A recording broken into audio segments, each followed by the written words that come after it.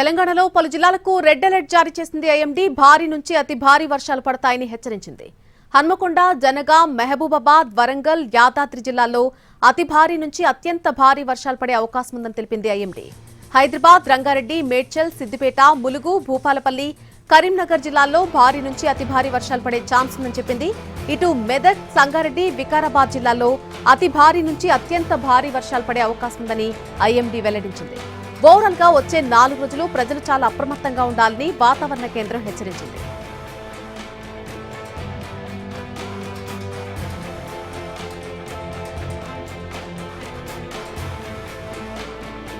భారీ వర్షాల హెచ్చరికలతో 5 జిల్లాల్లోని స్కూళ్లకు సెలవులు ప్రకటించింది టీ సర్కార్. ఇవాళ రేపు సెలవులిచ్చింది. వరంగల్, హన్మకొండ, జనగామ, మహబూబాబాద్, యాదాద్రి, భువనగిరి జిల్లాల్లోని పాఠశాలలకు సెలవులు ప్రకటించింది. ఇక గ్రేటర్ హైదరాబాద్ పరిధిలోని పాఠశాలల్లో కూడా ఈ రోజు రేపు ఒంటిపూట బడులు నిర్వహించాలని పాఠశాల విద్యాశాఖ పేర్కొంది.